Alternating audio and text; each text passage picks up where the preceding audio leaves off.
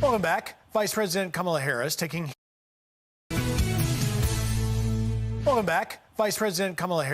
heat for posting this Christmas Day photo next to a gas stove again.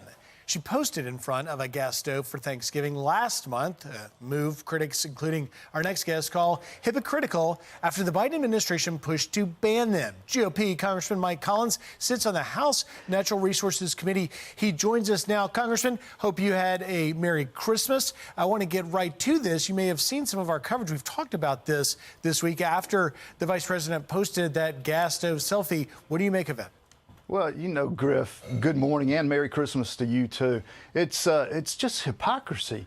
And the thing is, you would have thought that maybe they would have learned after Thanksgiving when they made the first picture, but they didn't.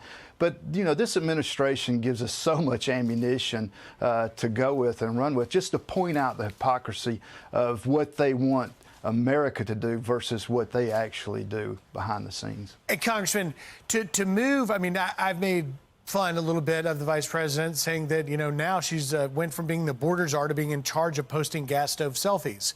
But on a serious note, folks like myself who own a gas stove are concerned that the administration really does intend to do things like try to get rid of them.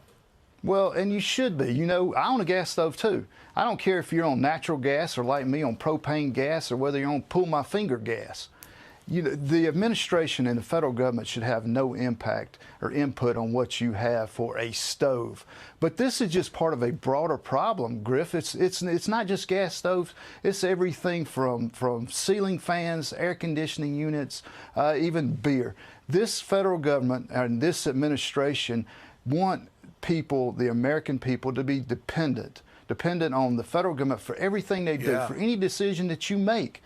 You know, it doesn't matter whether it's health care, what you drive, where you live, or what you put in your home. They want you to look to the federal government for the answers for everything, and that's not right. And Mike, you really led me to my next question, which was when you broaden, step back at 30,000 feet and look at this, and obviously President Joe Biden and Kamala Harris are trying to get reelected for 4 more years. We've heard so much about the priorities of the climate agenda. Are you concerned about what could come in a second term if they're given 4 more years to go down this road? What does it look like? You know, I'm very concerned. And I think all roads lead to the same point, and that is the fact that Congress has failed to do their job. You know, 8 out of the past 10 years, we've passed omnibus bills. And what that has allowed to happen is for these federal agencies to just get out of control. They're not accountable to anybody or anything because we stack up cash and we pass it on to them and say, hey, we'll see you next year. Have a great year. And so Congress has got to get back to doing their job. That's the reason I stood up the last day that we were in session and demanded that when we get back in January, it's time to get a budget passed in Congress. It's time to get our appropriation bills on track to get them passed because we have not passed all our appropriation bills on time since the 90s. Georgia Congressman Mike Collins, I want to just in the last 10 seconds I got, give you an opportunity to give me a prediction for that Georgia FSU game coming. Well, I'm going to tell you something. And I'm still upset with the college committee, the playoff committee. Still mad at them.